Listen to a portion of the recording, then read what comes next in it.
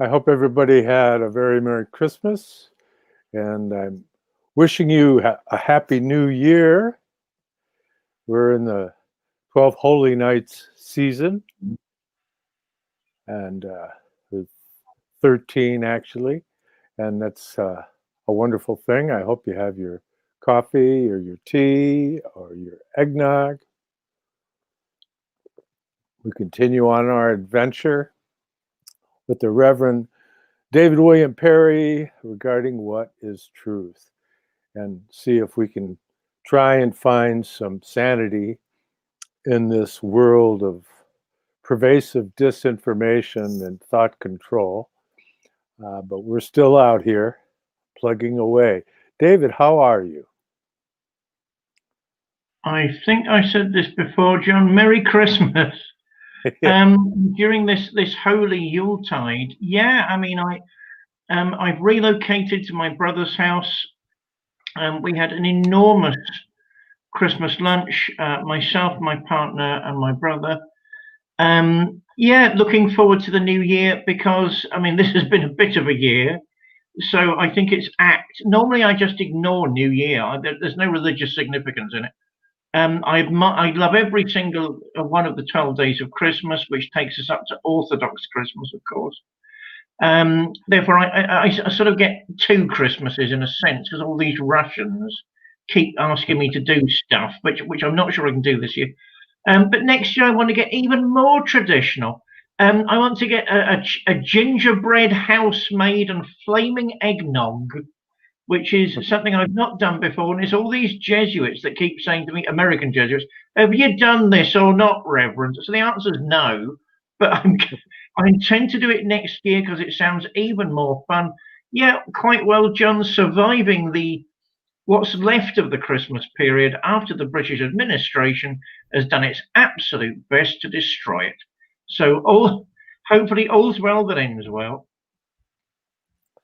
Well, unfortunately, we have these kind of looming clouds of internationalism going on here, and it's basically a thrust to push down the little guy and make a bigger marketplace for the transnational corporations, and that's really an unfortunate development. And my heart goes out to all the people that have been struggling through this facade of reality that's going on out here, trying to protect us from ourselves by quarantining the healthy people for something that to find out if you have it, you have to be tested. Usually when I get a cold or a flu, it's pretty obvious that I have it because I have a cold or a flu. But anyways, that being said, I have known a very, very small number of people that apparently have gone through those episodes. I had talked to a friend the other day, and he went to the hospital and they gave him that stuff. I forget the name of it that President Trump used. And he said it was amazing how quickly it worked and it just totally took care of it. So that's a fascinating development. And it's free of charge here in the US. I don't know what you got going on over there regarding it. But yeah, it's all these little cooties that thrive in the darkness. It's like we have to be our own forces of light amidst this time of darkening. And so as we get past the winter solstice, the longest night of the year, which is the foreboding darkness, and coinciding with the Jupiter-Saturn conjunction, the great conjunction, triple conjunction of Jupiter and Saturn, it's quite interesting and a presage perhaps of the dawning age of Aquarius, although it's quite a ways off before we actually enter into the age of Aquarius astronomically. Nonetheless, these things tend to present their thematic texture as kind of a presage with events like this. So we have the Jupiter-Saturn conjunction happening on a Christmas event and it being right at 0 degrees Aquarius. So that's the tightest conjunction in some 400 years. To have those two planets come together in the sky, it's quite profound. Although, unfortunately, here in Michigan, we've been so overcast, I haven't been able to observe it. I have to go on the computer if I want to look at it. But that's okay. I know it's up there. And so you have the forces of expansion of Jupiter, and it's just that growth force in your body. That's the liver process. If you have an organ removed near the liver will grow right into that empty space. So it continually wants to expand. And you could think of the periods of expansion of nations that happened during the age of Jupiter. And when you consider Saturn is contraction, control, and ordered. So there's this kind of dual challenge going on here: is the Jupiter expansion and the Saturnian contraction.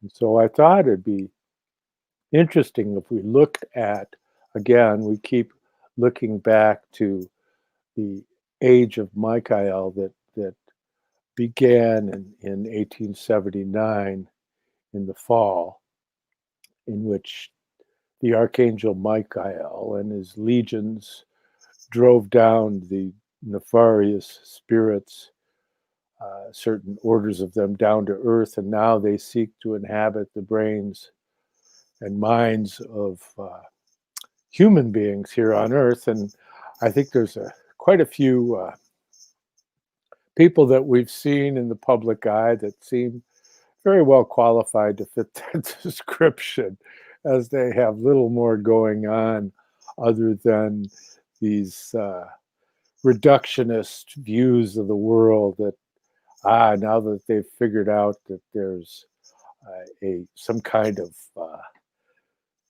technological answer to the challenge of human consciousness, that they think that they can reduce human consciousness into some kind of binary messaging system and turn us into androids. And I'll pass. But David Parry, what a wonderful soul. David is an author, celebrated author. He has 3 books. His Caliban's Redemption, which is his inspired poetry. His Grammar of Witchcraft, which is a Shakespearean study. It's not a book on witchcraft. And then Mount Athos Inside Me, Essays on Religion, Swedenborg and the Arts, edited by Daniela Irundust, the rising star in the British idiom. And these books are available on Amazon, and I recommend you check them out.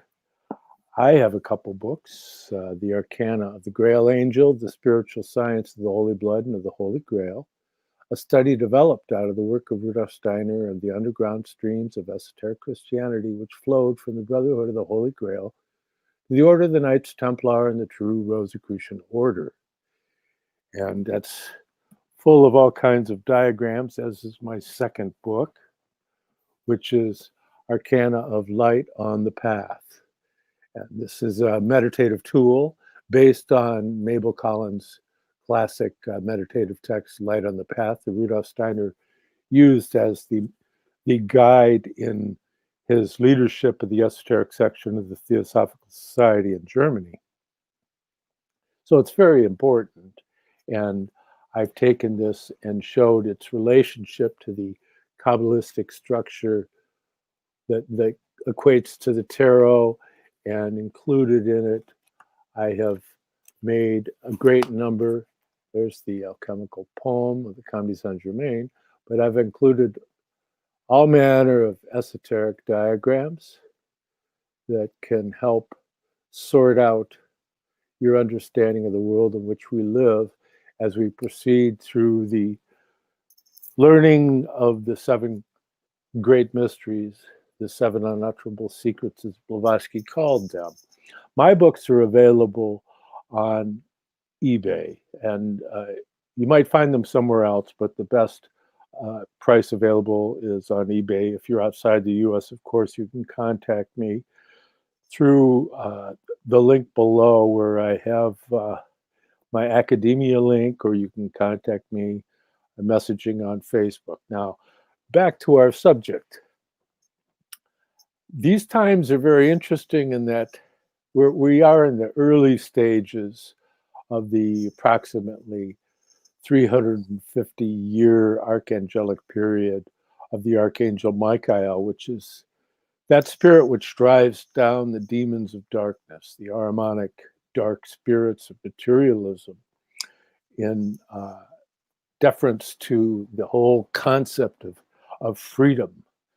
And in the esoteric nomenclature, the Archangel Michael is considered the countenance of Christ, that he's that representative. He is sitting on the right hand of Christ, and he is the protector of the domain of the human intelligence. And so you have the sword of Michael, the sword, like Rudolf Steiner once said, that the sword is representative of the word, yes?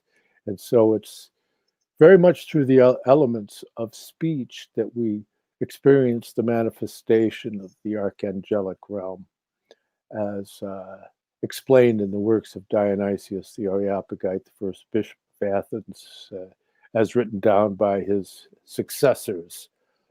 And so it's that celestial hierarchies that was the second most referenced book by St. Thomas Aquinas in his Summa Theologium that provides a backdrop for the esoteric stream of Christianity. The esoteric stream of Christianity is kind of a redemptive impulse that can help, especially people in America, because in America, the American folk soul, unfortunately, draws a lot of its powers from the realms of electricity and magnetism. And it's very different here in America in that we have mountain ranges running north-south, and there's a very strong electromagnetic tendency here within the consciousness of the people. So you see this rise of technology in America. It's no great surprise that that's how we develop our relationship to the world.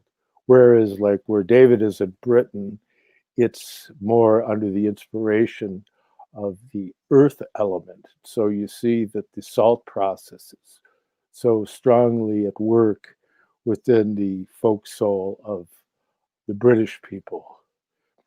And you could go further than that and say France is more under the experience of the spirits of water, which is interesting because in their iconography, they have that whole legend of the water spirit being the source of the royal dynasties.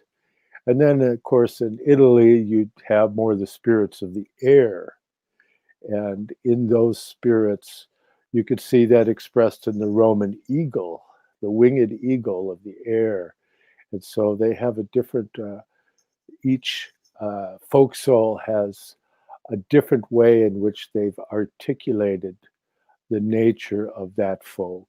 And you could go to the Eastern impulses of Russia and the Eastern Bloc countries and see that they're under the inspiration of the spirits of light, but it's the light that's reflected from the earth, and that light that reflects from the earth. And so they have a stronger affinity with the concept of understanding the workings of the first member of the Trinity, the Father principle. Whereas you see, like, for example, in Central Europe, in Germany, Austria, and Switzerland, it's more the impulse of the inspiration of the spirits of fire, which would point towards their whole tendency to look towards individuals as being representative of what they have to offer. And of course, it's one of the great failings of the Germanic cultures that they didn't take up the impulses strongly enough of those great souls, Johann Wolfgang von Goethe, Novalis, Herder, and there's Fichte.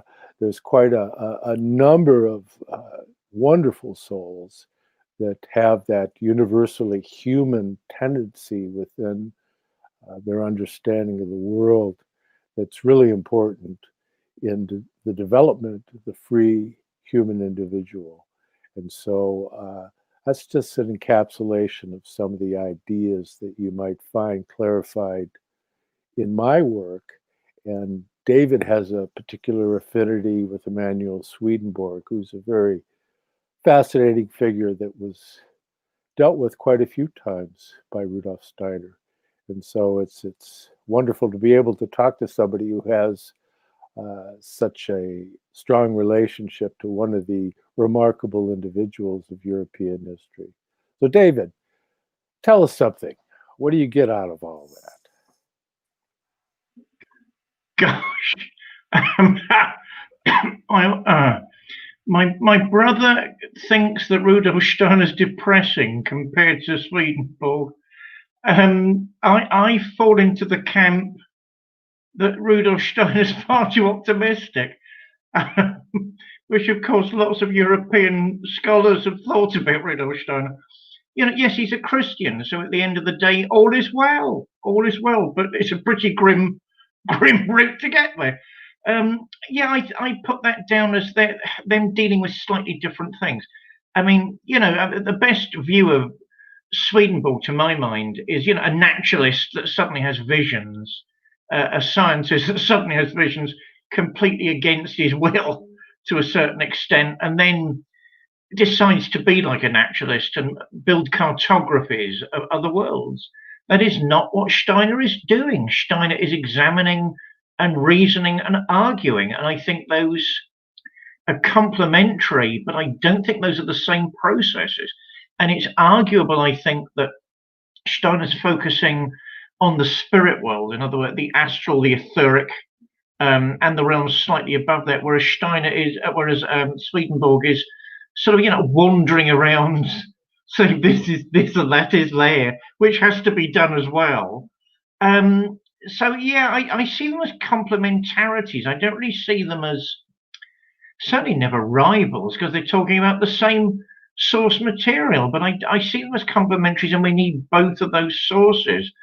Gosh, where do I go apart from that? Curiously, all this conjunction stuff. I mean, I've had a poem of my own, a new one recently published with Mandrake of Oxford, which was my British publisher, on forgiving Sir Patrick, which was about Sir Patrick Moore. And I noticed Mog Morgan, if you're listening to this, Mog, Bullseye, who called Sir Patrick Moore the eternal school kid, which I deliberately didn't put into the text.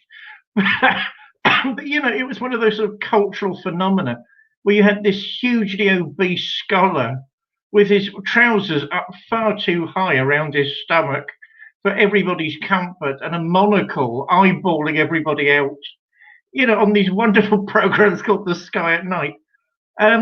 He's emblematic of ages lost. I mean, that's really what we're talking about with the ascendancy of Michael. That's what we're talking about, transitions.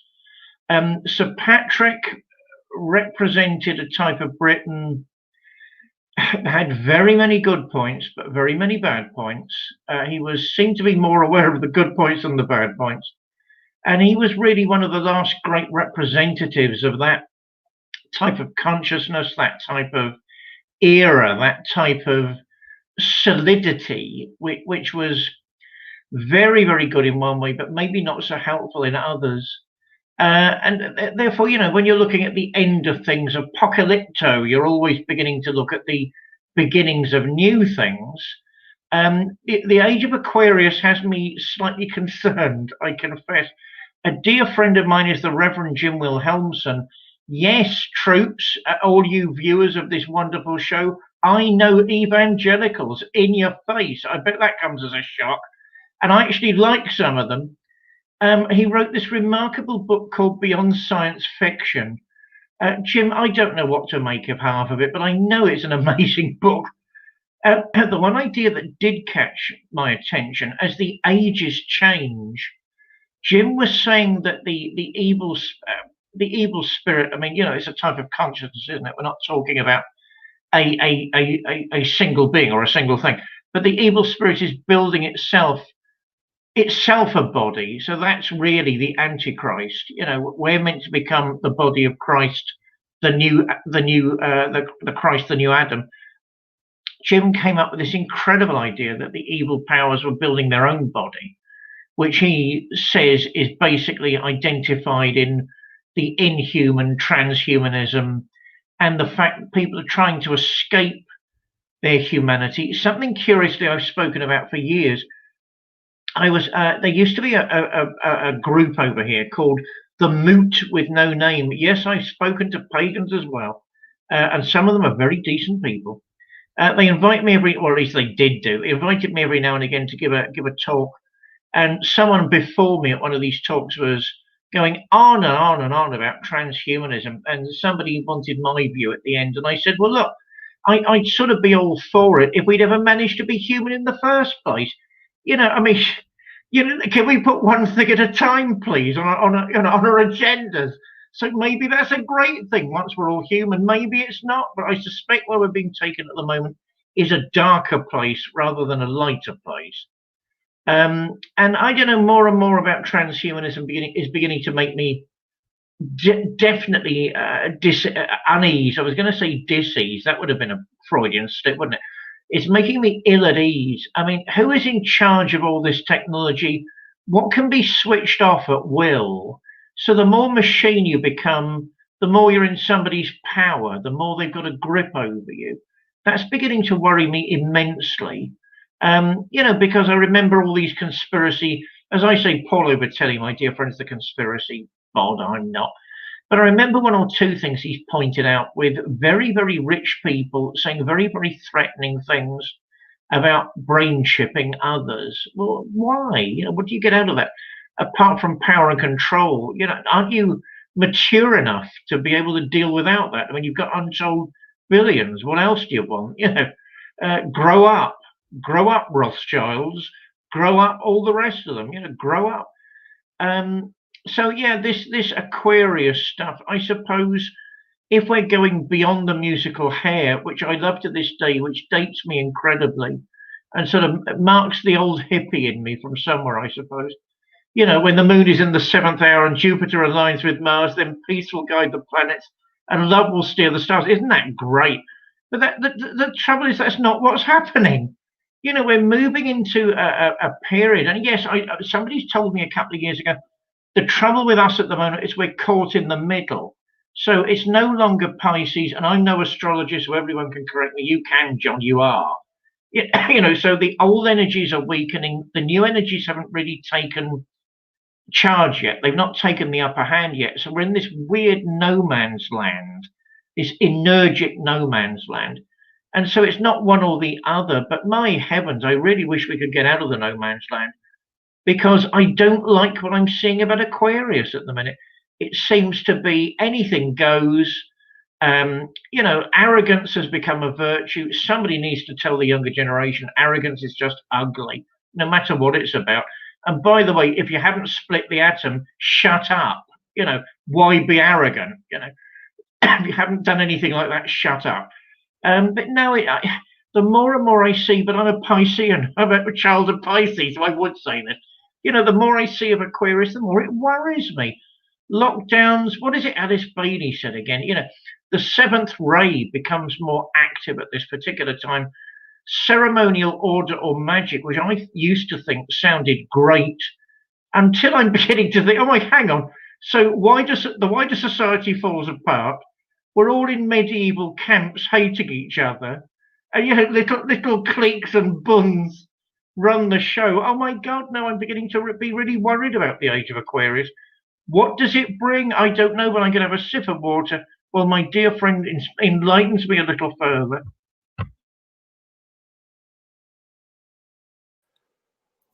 Well, let me make reference here to, just so we know what we're talking about. But the in the 7 cultural periods, you're looking at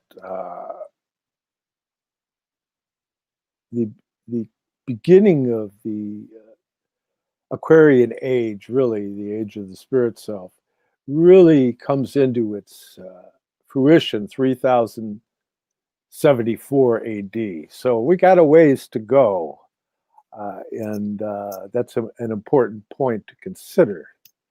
But nonetheless, these things are not like uh, when it reaches the demarcation, automatically it opens up. So there's these waves of impulses from past ages that are still pushing their agendas, and there's new seedings that come in, and it's more of a morphology rather than some kind of mechanical process.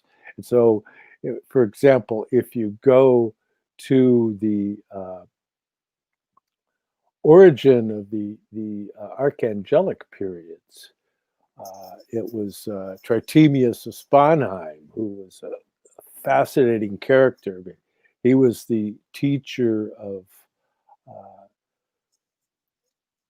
Henry Cornelius Agrippa, whose 4th book of occult philosophy is one of the most seminal works in Western occultism. And he was also a teacher of Paracelsus, who's considered the father of modern medicine by all medical scholars, essentially. So it's not something foreign to Western culture to have concepts that pertain to the supersensible. It's just something that's been lost, and only lost in recent times, and really it's something that's still maintained among smaller circles in the communities that you think have given it all up. They just want to keep it for themselves.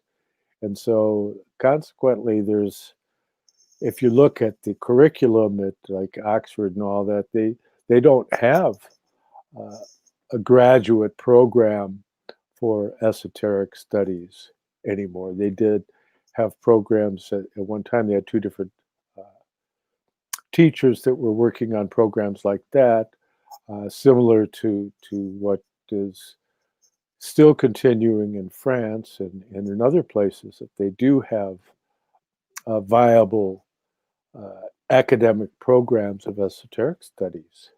Of course, one of the most significant figures in my mind in those types of studies is Martha Keith Schuchard, who's also an expert on Emanuel Swedenborg, and it's due to her efforts that we've come to a greater understanding of the impulses of Freemasonry coming out of Scotland, James I, and also tremendous amount of information that has come forth through her work of Emanuel Swedenborg, especially considering what was unknown to most scholars even was the highly significant role of Emanuel Swedenborg as a court spy.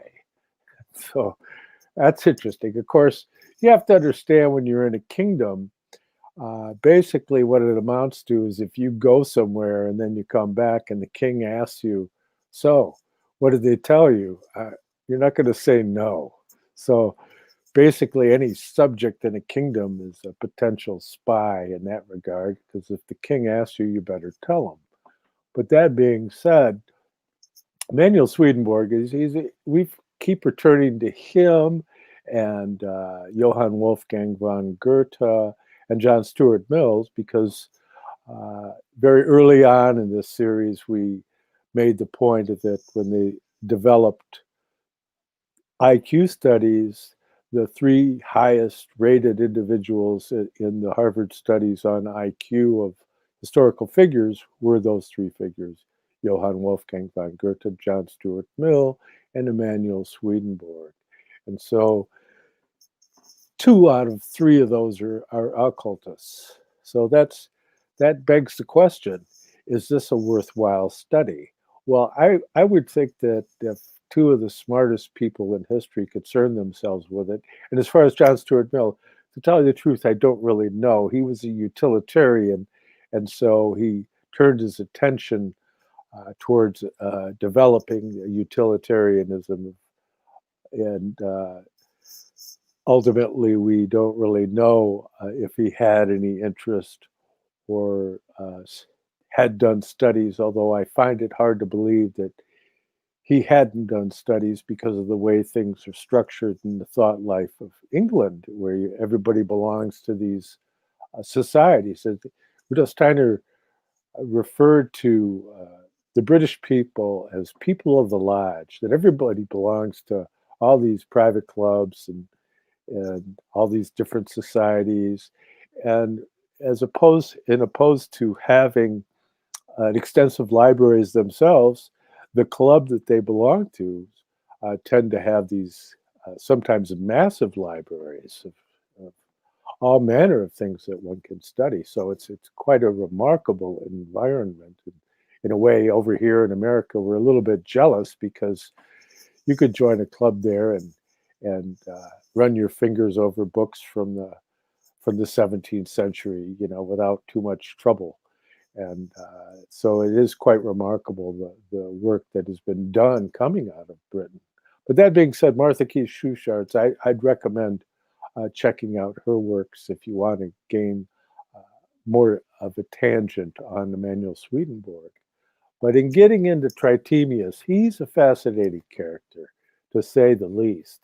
And in getting into understanding what he came up with, he was born on February 1st in 1462, and he passed on December 13th in 1516. But he was a fascinating German Renaissance Benedictine abbot, and he was what's considered a polymath. He was conversant in many different subjects, and he was the first one to come down with the codification of the archangelic periods. It goes through a sequence of the 7 archangels relative to the 7 planets, which can be tied into Kabbalistic studies. And so you've got Reuchlin being one of the most significant figures within the field of Kabbalistic studies outside of Judaism and the Christian Kabbalah. And there's also many representatives that have that under their belt. We have to understand people at that time. There were quite a few scholars that they could read their native tongue, but they could also read Latin, they could read ancient Greek, and many of them could even read Hebrew. So that modern age in many regards pales in comparison to the kind of work that was being done at that time. But Tritemius was quite a follower of Albertus Magnus, the teacher of St. Thomas Aquinas. And Albertus Magnus is a very significant individual that never gets mentioned very often, but he was the one who codified the rules for the Masons, the builders of Cologne Cathedral, and so that he plays an interesting role in the church and in the school of the builders, the Masons, the actual Masons, not Freemasons, not just guys who belong to a club, but guys that actually could build a cathedral. And so there's something very, very significant in understanding the whole idea of the significance of cathedrals and temples. And that would tie us into some of the comments that I have made recently in our podcast about Cyrus the Great. And he lived from circa 600 BC to 530 BC. And in the first year of his reign, he gave the Jews permission to leave their Babylonian captivity and return and rebuild the temple. So that's the second temple. And so you have this whole temple impulse that's at the core of understanding Freemasonry and the Lodge impulse. And it's interesting because he is active around the beginning of an archangelic period of Michael, but in the very early period, because if you count it back, because you'd see that the archangelic period, the period of around 350 years, that he was included in that period. It's a very cosmopolitan impulse. And so in that period also you have Alexander the Great, the primary student of Aristotle. Aristotle traveled with Alexander, and he was his tutor. If you can imagine having Aristotle for a tutor. And so there's that whole cosmopolitan and the understanding of that there are different cultures. That's okay. And so both Alexander and Cyrus the Great, they understood that there were these folk soul impulses and that it was okay that there was these different nations, just as long as they went along with the overall program of the empire, that it was okay for them to be whomever they are. They didn't try to enforce their particular spiritual worldview upon the peoples that they had their empires. And so that's a very interesting stream of activity. And so you look at the ending of that period was around 200 BC. That was the end of the Michaelic period in the ancient world, and it leads into the period of the Saturn spirit, or Raphael. And that was the time period in which Jesus Christ went through his experience on Golgotha. So you see that Saturnian, the Roman order, it's like they were very much wanted to be on top of everything that was going on in the domain. While they did have gifts that they brought to the world, nonetheless, it was a system of control and a dogmatic, autocratic control that ultimately led to Julius Caesar having himself proclaimed a god. It's like, okay, dude, whatever you say. Who's going to argue with him? The unfortunate thing with having an autocratic leader like that and having it being tied into blood rights in the descendants is that what happens if the guy's kid's not a nice guy?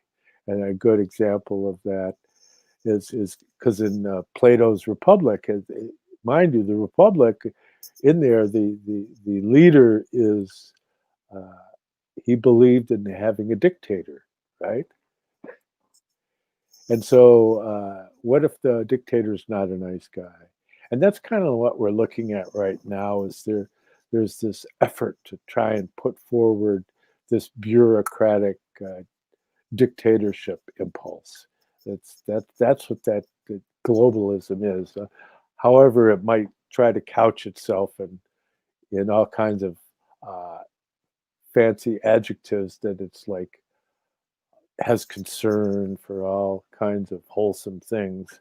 It's fundamentally an unwholesome impulse, and it's really kind of scary the way it's attempting to force its grasp on people, so that the people are even being sequestered in their homes and being put to the test, literally, of are we going to stand our ground and maintain that Michaelic impulse of freedom? And so we really are right there in the midst of it, and the conflict between the forces of Jupiter and of Saturn. Gosh, I've no idea where to even begin with that one. I'm trying to remember which Roman emperor was the great enemy of Christianity, and he declared himself a god when he was still alive. I cannot stand movies from the Bible Belt apart from this one, I can't remember the name of it offhand, because you get two old-hand British character actors as the Roman senators, and you see this good-looking youngster, a thousand miles away, declaring himself a god. And one of the senators says to the other, "Oh, that's outrageous. He's declared himself a god when he's still alive." Then, of course, they're clapping because they wouldn't dare do anything else. So was it Domitian? I can't remember. But it is a magical moment, even from a movie paid for by the Bible Belt. I absolutely love that. Oh gosh, Swedenborg, Swedenborg, Swedenborg. What is truth for Swedenborg? The unadulterated manifestation of love and wisdom in this and any other sphere is truth. I can't imagine a better description of that. I mean, Alice Bailey would have said love wisdom was one of the rays. I think that's the third ray, isn't it? But Swedenborg would have none of that. Everything else emanates from that. Everything else comes from that. And certainly in most of the realms that human beings have access to, because I think he hints in a number of places that there are other realms that we simply don't, or at least at this stage of evolution. It's love and wisdom, the great sun of eternity that shines upon all things.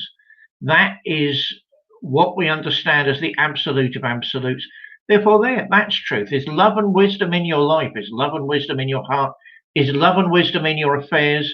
Because the minute it is, it takes you up the different spheres while you're still alive in this one. And your life, the promises, your life, your thoughts and your feelings will be evolved, and you will find greater peace and greater expansion and greater self-expression from that moment onwards. I mean, that for me has been a sort of guiding principle for years. I mean, certainly reading Swedenborg is uplifting. I admit it. Every single page is uplifting. But we still have to remember that he's a supernal cartographer. What he's not trying to do is argue points. He's trying to map, the Mappa Celeste. It's not meant to be seen as a series of arguments, apologetics, hermeneutics. That's not the idea. The idea is, look, these are the areas that I've traversed. This is what was happening. These are the types of energy and consciousness that I encountered. And I don't think we're ready for a lot of that yet. I mean, my trouble with Swedenborg, which is why I hardly talk about him, curiously, is I think he belongs to a slightly better world than this one. Maybe in this blasted age of Aquarius, people will have it on the sort of curriculum. Who knows? But I think at the moment he might be a bit too challenging, because we're all meant to be negative about everything most of the time. And people look at you askance if there's something. Well, you're not. If you walk along the street nowadays singing, my God, there must be something wrong with you. I mean, I made the mistake a year or so back. There was a young girl. I mean, everybody knows that's not. I'm not. I'm not the dog barking up that tree. So, and I made the mistake of saying to the young girl, who was dressed in every color of the rainbow as she went past, "You look great." And I received a look, was looked at, although I just insulted her great grandparents. I mean, there's something, you've got to be negative about everything all the time, which is what Swedenborg wouldn't have said that. I'm sorry, don't grow up, which is, I suppose, is my catchphrase at the minute. The earthy British. Oh God, I prefer to be a German. I wish I'd been born Dutch. That would have been paradise. Although, of course, who's British? I mean, if you look at my ancestors, there's a Welsh contingent there. You can't get more Welsh than Parry. If you go back far enough, they're all bloody Irish anyway. So that might explain a great deal. I quite like this earthy British thing, though, because I confess I like people like John Locke. I mean, when I started doing some serious reading, many years ago, he was one of the first people I honed in on. And there's just something very sensible and down to earth and really compassionate and really caring. He's a mere empiricist, not like this fancy French rationality. Yeah, well, Francois, prove it. Yeah, all this sort of endless German abstraction where you end up in these sort of ideals of bliss in the future, and bloody great, absolutely great. But the John Locke's and I bet this will shock everybody. yeah, I like British empiricism as a point of departure, not as a point of ending up. If you end up a British empiricist, you haven't done enough reading. But to start from there, what can we rely on? We can rely on things like the nature around us, the world of nature, the mappa mundi, and we can rely on our experience, and we can rely on the fact that human beings have shared traits, and we should all treat each other with a bit more respect. My God, it needs to be more of that said nowadays. Particularly as the press is what worries me at the moment. How about this for a complete tangent? I've been most of my life, I've been defending press freedoms, and now I think half of them in Britain need horsewhipping. Freedom comes with responsibility, and it's not just saying whatever comes into your mind to scare people or raise the ratings. So yeah, we need a bit more British earthy empiricism, a little less French rationality, perhaps a smidgen less of German idealism. And I'm a globalist. At the end of the day, I'm some sort of globalist. But as I said to you before, John, never, never, never, never, never this type of globalist, which is autocratic, authoritarian. It has nothing to do with freedom. It has nothing to do with liberty. It's nothing to do with caring, adult, responsible people looking after each other and guarding each other's interests, because that sadly belongs to a world that's yet to come. Perhaps I'm getting the pre-New Year blues. I don't know. But I just think we've got to remember it. It is always darkest before the dawn, even though we're going through a pretty dark phase at the minute. Yeah, let's hear it for British empiricism, and I'll pass it back.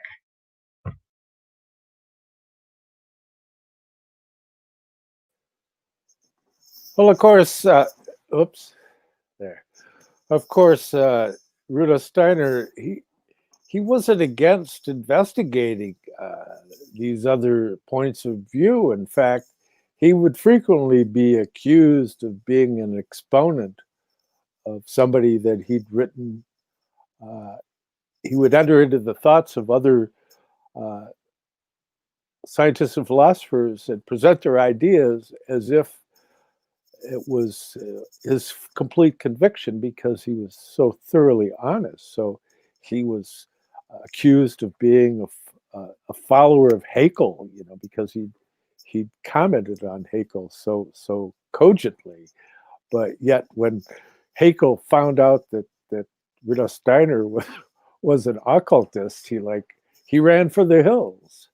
And of course, we know the story about Steiner being asked to edit the philosophical works of Friedrich Nietzsche, and to which he replied to Nietzsche's sister that he'd be happy to do it if he could make margin notes regarding the things that he wrote when he was healthy, in contradistinction to the things that he wrote when he was ill, as he was suffering under the decline of apparently he had syphilis, and it caused a very dark spirit to inhabit his consciousness.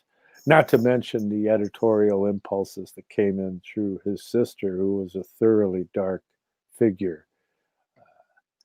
Forster Nietzsche, his sister, Elsbeth Forster Nietzsche. But so Rudolf Steiner's view is that there's 12 fundamental philosophical points of view that pertain to a predominance of what he described as the 12 senses.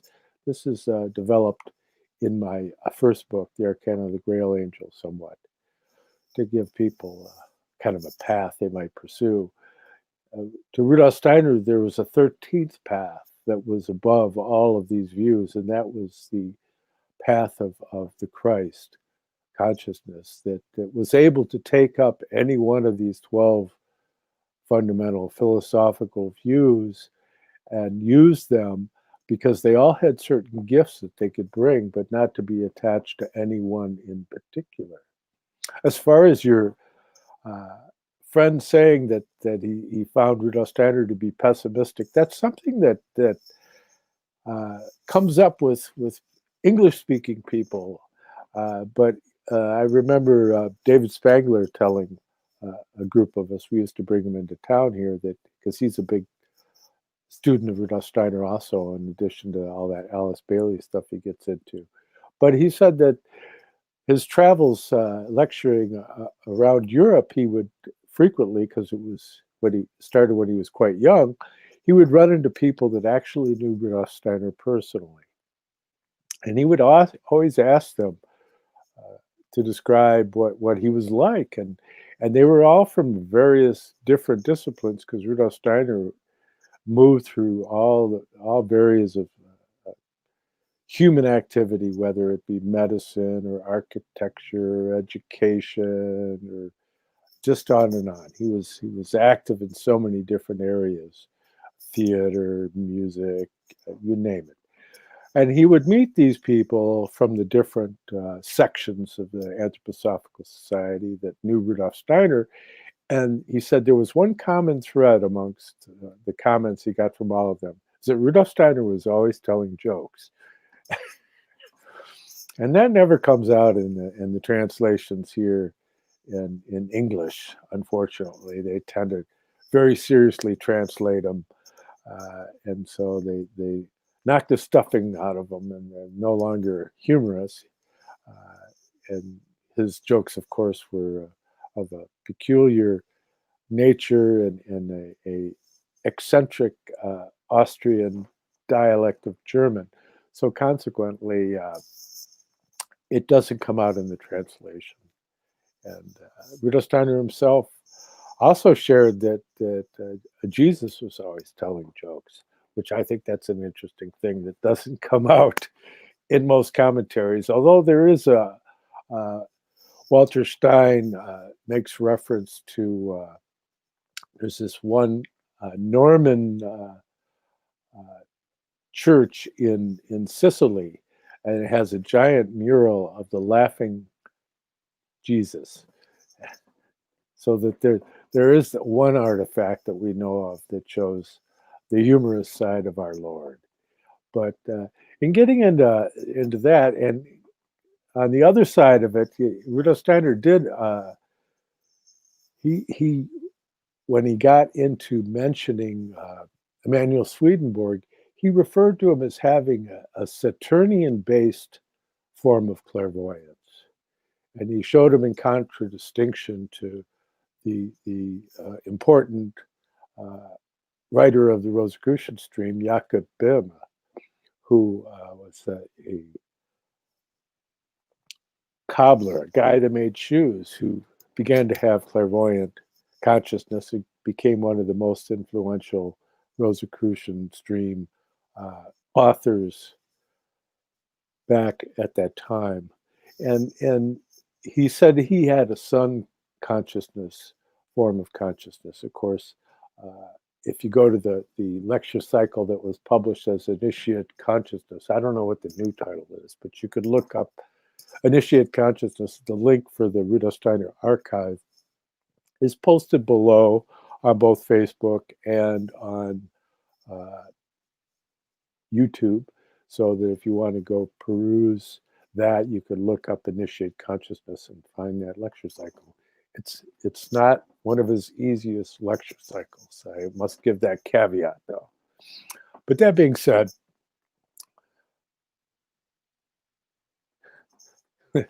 yeah, Susu just said, well, my son was very young. He asked if Jesus laughed anywhere in the Bible.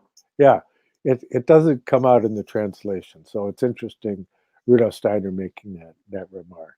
And you could see that the whole concept of that God is love. Well, if God is love, then God isn't just this like Saturnian judge that's gonna like pronounce sentence on you, and all this heavy-handed thing. But there's this more expansive Jupiter Sun aspect, that humorous element, and it's played such a big role in understanding the streams of esoteric Christianity that were carried through the Middle Ages by the troubadours and the trouvières and the minnesingers and the jesters, the court jesters that would They were the closest counselors of the king, and they would very wryly cloak their comments in humor. And I guess that's one way of keeping your head attached to your body. But if they could come out with things with an artful presentation, it made them more palatable. And that being said, I mean, really, if you get into German philosophy and you start studying all that stuff, although we're not as cognizant of it here in America, but the German philosophical writings were written in aphorisms or poems, or at very least prosody, that if in order for something to be true, it also had to be beautiful. And I think that's an interesting concept, because it has to do, in my mind, is that in coming into a relationship with the spiritual world, there's a certain aspirational quality that you're trying to accomplish something.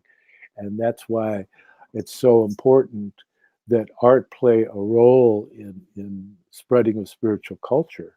And Rudolf Steiner once made the remark that that Christianity was important as an impulse through the Middle Ages. That the mission of the Middle Ages was the spreading of Christianity through art, going into the Middle Ages and into the Renaissance. And if you look at the great works of Raphael, Michelangelo, Leonardo da Vinci, I don't think anybody could discount the potency of those impulses and that have had a stronger influence in European history in many regards than any pope you can name. And so I think that's a thing to understand, is that we can lift ourselves up in coming into relationship to the arts. And so consequently in Rudolf Steiner's Waldorf education, which is the largest private education program in the world, so much is developed within the realm of the arts. And that if you want to develop as a balanced human being, by recourse to the arts, it can be very much helpful and balancing. And the arts tend to bring us to ask questions, rather than science is always, they want to ask questions, but the way scientism is presented in the world today is like they have the answer. You better listen. I'm telling you. And so it becomes a tool, a weaponized tool of consciousness control, rather than the theme of exploration. And that's such a central issue, because really free speech ultimately hinges on that you have a right to be wrong. And because if you look at the history of science, how many times have they been wrong? Well, every time something new came along, it's because they were able to prove that something else was wrong. So if you limit the capacity of people to be wrong, you're going to limit the capacity of people to be correct. And so it's a real issue, and so that's why it's, to me, I consider the Declaration of Independence and the American Constitution to be really hallmarks regarding the enshrinement of that. This is something that's God-given. It's not something that's allowed. It's something that exists. It's a reality. And human institutions only tend to want to impinge on that, because people that want to control things, they hate liberty. They want to be in control. They want to set up a permanent unelected bureaucracy to tell you what to do. Just sit down and shut up and do what I say. You should know better than get me on that subject, John Barwell. We might be here for the rest of the night. Oh God, where do I start? The trouble with modern academia, as it is in many prominent places in the Anglophone territories, is they're now trying to manufacture absolute truth. My other half has begun a doctoral program at a highly prestigious London university, where one of the program directors, a professor who will remain nameless, but should know better, said to the entire group of young scholars, up and coming scholars, we know it can all be done differently, but we don't want it done that way. So abandon the whole idea of exploring for truth, looking for beauty, trying to define goodness. Now we have a religious, an ersatz religious approach in a field where it's completely inappropriate. Science makes a bad religion. Religion makes a very poor science. They are not synonymous. They were never meant to be, although they can feed each other. They can inspire each other. They can uplift each other. But that is manufacturing an absolute truth. That is not discovering an absolute truth. And that is very, very scary indeed. In terms of, I never know whether it's Jacoboma. You know, listeners, it's a semantic discrepancy. Don't bombard me. I don't know. You know, whatever it was, I got a copy of Aurora. During the move, I discovered my copy of Aurora. So when I finish John's books, I'm going to get back to that. It's white magic. I'm sorry. It's really clear. So all the best Lutherans then are into unadulterated white magic. Good on you. That's what I say. Absolutely fascinating material. You know, I mean, John, I'm going to let the cat out the bag, viewers. John keeps sending me all this material about why you can't be a Gnostic nowadays, according to Steiner. And I am reading it and I am thinking about it. But I don't know if we're all using the word Gnostic in the same way. Certainly, I would go back to the laughing Jesus, who, of course, is discovered in the Gnostic Gospels and made the medieval church very uncomfortable. You know, they achieved so much, it nearly beggars description. We've forgotten that. But, you know, they had an attitude that you had to be po-faced if you were being serious. You know, I am being serious because I look serious and I'm talking seriously. You know, the stuff of life is serious. It doesn't need people to pull faces at it. It is serious because of what it is. They're sacred, they're divine substances coming from the Almighty. We needn't go into this weird series of postures about it all. So, you know, the laughing Jesus certainly would have described gnosis as the deep knowledge of the human heart. From what I've read so far, from what you sent me, John, I'm not sure that's what Steiner is discussing. I'm certainly not sure that revived view of gnosis was prevalent in his particular time. And that's coming back now, of course, from the very earliest Gnostic Gospels. For me, if you're using phrases like, you know, knowledge of the heart, that must be suggesting higher forms of consciousness. In other words, you're developing a mentation which is reverential through what it is and expansive. You know, not simply an altered state of consciousness, but a highly structured higher state of consciousness. That, I'm not sure, and you're the Steiner scholar, correct me, is really what he was getting at. Certainly, I appreciate a lot has happened in this world and every other in terms of what Gnostics thought they were doing. But, you know, I was thinking about that last night. Is Steiner really on the verge of criticizing Valentinus, who has also been a huge influence on me, you know, who you could see as another cartographer of other worlds? You know, Father Valentinus, as I said before on this show, you know, if you'd have said to him, "Oh, you're a Gnostic," you wouldn't know what you were talking about. He'd have said he was a Catholic priest.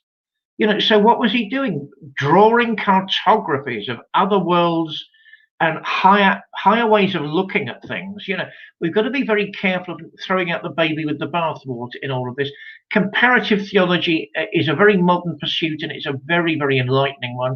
Let's not throw things away and try and learn where it's all aiming.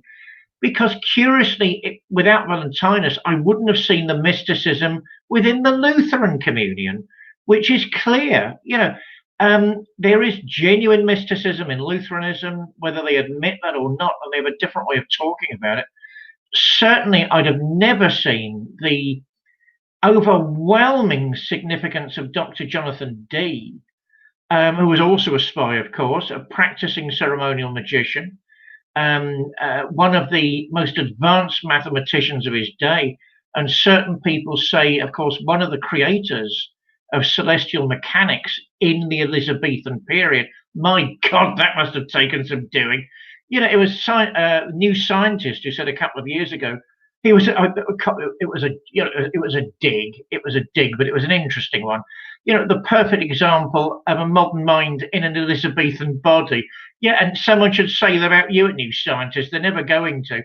You know, I mean, a genuinely interesting man that he felt was gaining knowledge not only from the natural world around him through exploration, but exploration of other realms as well.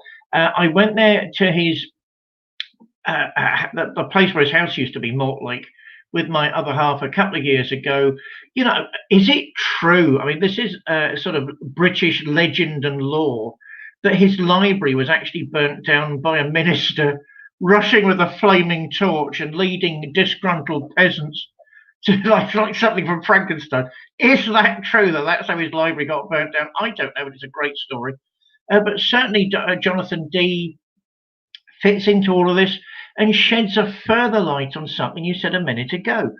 I suspect the Reform Club, the Liberals, with our other dear friend, Mr. Mill, you can't say he was directly involved, I think, but I'm never sure, as you're not, I suspect, when you're dealing with someone of that level of sophistication. And particularly when they don't want to talk about something. It's very clear when John Stuart Mill doesn't want to talk about something because he says so in this roundabout way, but it's really clear.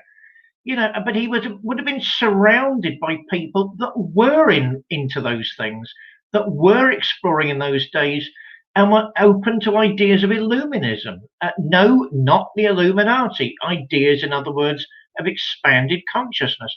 I mean, certainly, at the risk of isolating all of my Congregationalist friends, because I not only used to be a minister with them, I count MCC as a Congregationalist fellowship, actually. Certainly there is a tradition of Congregationalist Illuminism, whether they admit that to themselves or not, which is very, very important because it's to do with finding that inner light, that radiance within yourself, which is gifted to you by the divine itself. So, you know, we've got to think of all these things in context, and really what happens if you do that is you get this amazing, that's the word of today, John, this amazing cartography of possibilities and routes to the absolute, which were never clear before. I'll hand it back.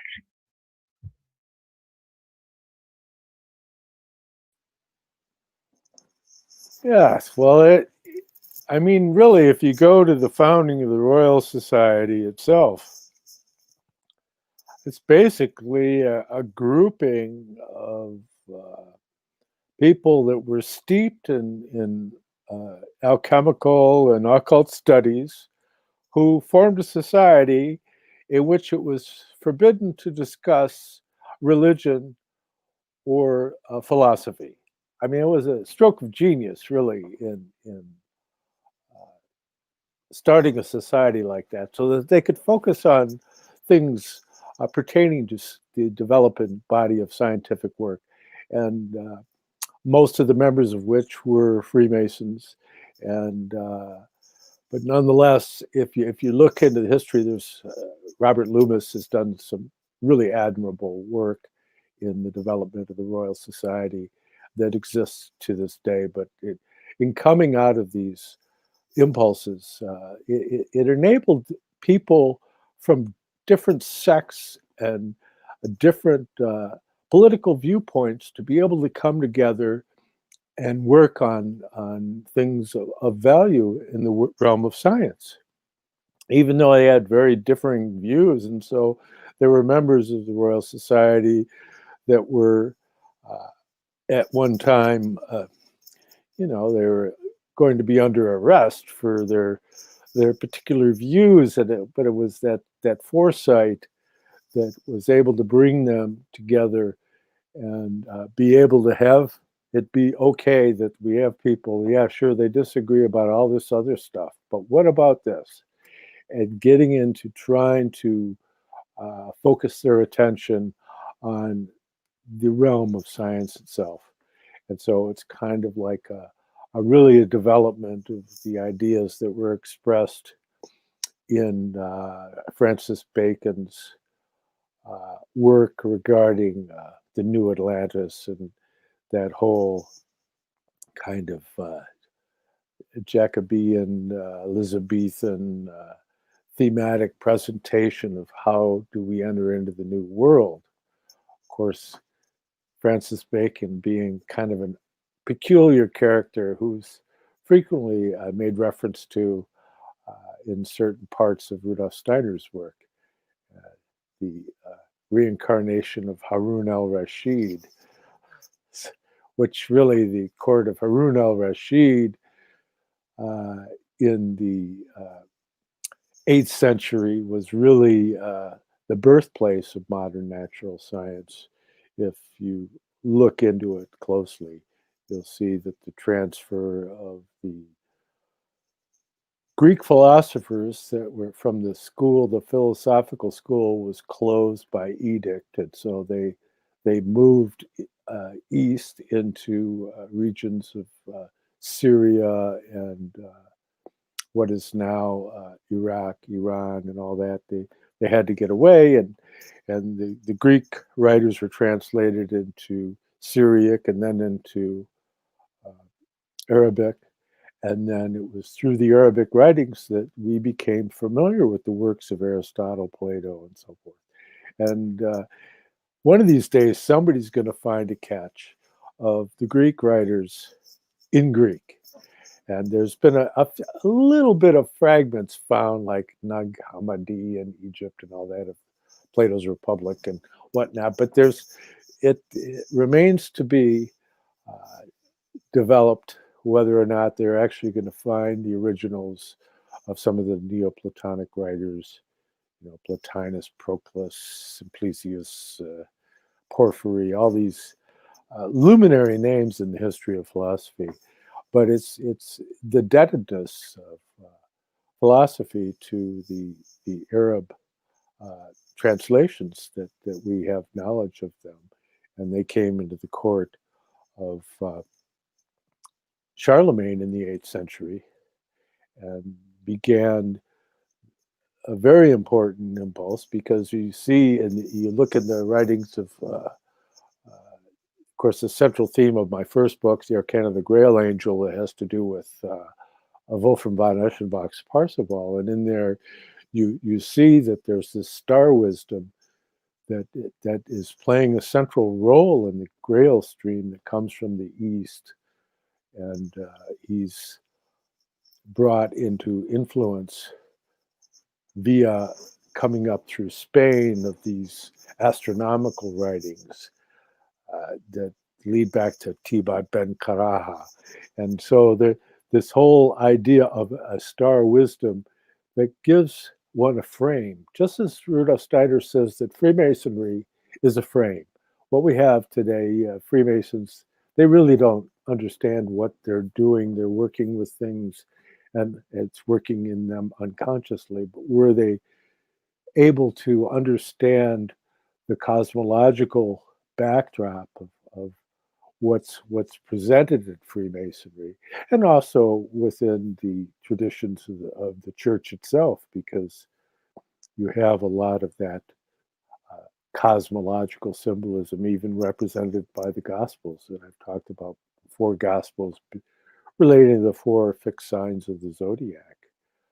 And so that this cosmological understanding is vitally important in unfolding one's relationship to esoteric Christianity, which is presided over by the what was previously the folk soul of the Celtic people, that has progressed into the realm of the archai and is now a guiding spirit working within the realm of the archangels as the guiding light of, oh, somebody wants to talk to me and I don't even know where my phone is.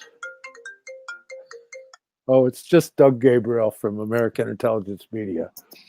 He's probably wanting to correct something I said. But in that regard, where was I? Oh, yeah. So the Celtic folk soul is the inner presiding tutelary spirit, shall we say, of esoteric Christianity. In contradistinction to that, the tutelary spirit of the Roman Church is really the original folk soul of the Greek nation, the ancient Greeks. So that's an interesting point that deserves contemplation. But in that being said, so these things can provide an antidote to the dilemma on a level of soul and on a level of spirit, because there's forces moving in the world that are attempting to divest us of our spiritual backdrop of the spiritual cultural impulses.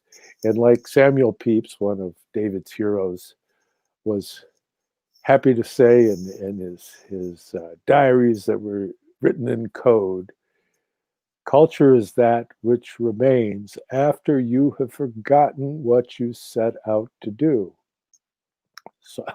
So there's an authenticism in that, and in that is so critical, because it's not something contrived like what so much we see today, which is really contrived. You're listening to music, and instead of having a drummer, they have a drum machine.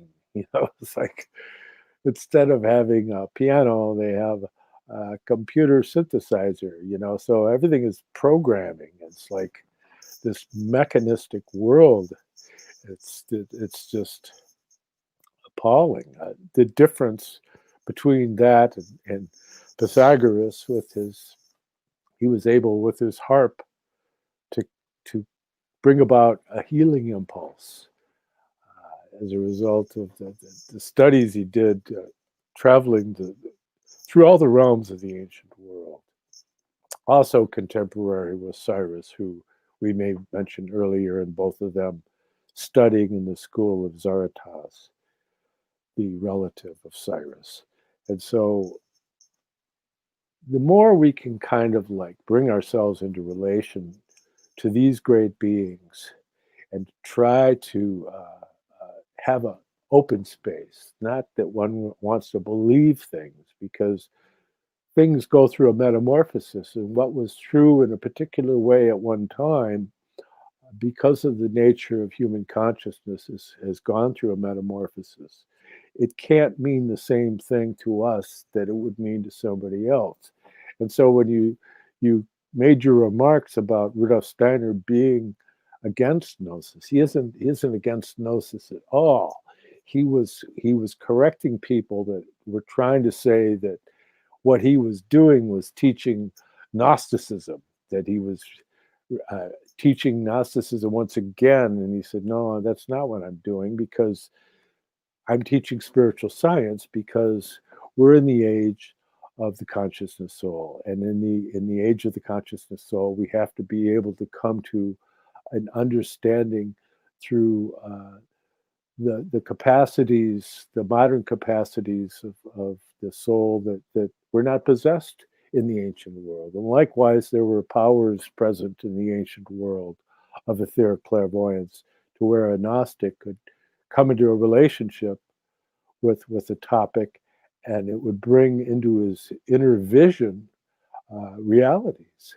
And so we don't have that experience so much unless we've learned to develop it out of our own being, and that can be brought about through working with the disciplines that are presented by Rudolf Steiner or other genuine teachers. And so the details are so important. And so that, I don't mean to correct you, I'm just correcting you. And that's okay. But we're starting to move towards the culmination of our little journey. This is the 23rd episode of What is Truth? And we're still wondering, we haven't quite figured out what truth is, because it's something that goes through a metamorphosis. And what is true in one way in a particular time in your life, it goes through a change. So later in life, it has a different meaning for you. And likewise, in the evolution of mankind, as much as modern scientism wants to promulgate the doctrine of sameness, they want you to lose your relationship to all the important details that will give you a bridge toward a deeper understanding. And it's kind of a sad consequence of reductionism that is being foisted upon us by mandate now. They want to like mandate that you do things a certain way. How dare you use that word? Don't you know that that there's a prescription against that word? So we've kind of moved into the realm of nihil absurdum. That nothing is absurd.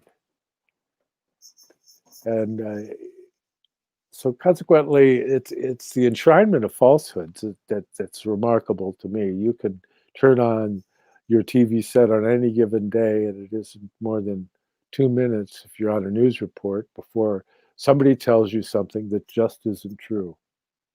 It's a bold-faced lie, in fact. And so it's a sad reality that we're living through. And so I don't feel as put upon by as most people, because to tell you the truth, most of my life I didn't even own a television set, so I haven't gone through as much programming as my fellow citizens. And somebody's asking, what is normal? That's a good question. Normal, is that a noun, a pronoun, or is it an adjective? It could be a verb. I don't know. I don't know what is normal. I can't explain that to you. All I know is I'm just working on it and trying to figure out what it is. Whether or not it's normative, I have no idea. I can only base it on my own experience. But I try to maintain what Rudolf Steiner describes as having a healthy open-mindedness. That what he called suspension of disbelief. And through the suspension of disbelief, it allows you to be able to entertain ideas that might be foreign to your own. And perhaps over time, this whole riddle of encounter can provide you with answers that you had no idea you would come to. And so that's all we're trying to do here, is just, we're like a yeast. We want to leaven the realm of thinking, that get people to open up a little bit and try and see things from the other perspective. Why are people attempting to hone us in and put us in this box? I don't get that. I don't. What kind of kick do they get out of that? It's like it's so vapid. It's just banal. It's there's so many good adjectives to describe that sort of behavior that I won't even have recourse to it. But we're getting towards the end here, and it's our habit to ask David, of course, after he has some quibs that he wants to respond to, I'm sure, and then after he gets to his quibs, then perhaps he could kind of consecrate our activity here with some form of prayer. I think we're getting to know each other, Mr. Barnwell. Yeah, I've got a couple of things. One of the best remarks I heard about this show just before Crimbo, which was not a criticism, was somebody said it's two old goats actually talking turkey, which apparently is a modern compliment, and I'm very pleased. Thank you for who said that. I'm very pleased with that. Secondly, of course, I mean, I'm rejoining the Anthroposophical Society. I'm waiting for my membership number to be returned, of which I'm very, very proud. I'm not sure he wasn't teaching Gnosis. And I think, and what's wrong with that? Just because some old clerical goat didn't like it, he's manipulating the congregation to think what he wants anyway. Tough titty. I can't really see the difference between spiritual science and gnosis. That's what I'm thinking at the moment. If there is a difference, I look forward to learning it, because Steiner is an immense cultural reservoir, and he's now overwhelming my new book on Warhol, so I don't know what I'm doing about that. Andy Warhol will never be the same again. But, I'm looking forward to that. One last thing. I think what we're very bad at in the modern world is working out the difference between becoming and being. And we confuse the two all the time. Just because something doesn't last forever, and most things do not, doesn't mean there isn't something somewhere that does last forever. I think Heidegger, which probably we can chat about next week, was skirting around that, but didn't actually come out and say it for all sorts of reasons. But that would be interesting too. That's another, let's grab some neo-Nazis onto this show and see what they've got to say for themselves. I've got a lot to say about Heidegger, although he's a very good thinker. In terms of prayer, my dear friends, we're approaching the new year. In fact, this Thursday coming, we will be in New Year's Eve. We all know that 2020 has been challenging in a very, very tumultuous series of ways. Lots of people have passed when they didn't have to. Lies are abounding everywhere on both sides of arguments for and against the way this pandemic should have been treated. Even if it's only a pandemic of neuroses, which I don't think. I think there is an actual pandemic, because like John, I've known people indirectly who've been affected by it. But remember, as I said earlier, it really is always darkest before the dawn. Let's be positive. Let's have high energy. Let's surmount all of the things that held us back in 2020 to have a new source of hope and light and joy from the start of the new year and through every week and every month of 2021. May Christ Jesus be with you from now in every moment ahead and throughout the whole of the new year in his glory. Amen. Amen. Well, thank you so much, David, and thank you, everybody, for hanging out with us on this. Finally, it's sunny out, but it'll probably get cloudy by evening tide, so that I still will be deprived. Although I have hopes that I'll be able to see the Jupiter-Saturn conjunction, which is still present in the early evening, and so keep a lookout for it. Just look off to the 0 degree of Aquarius. And David, thank you so much.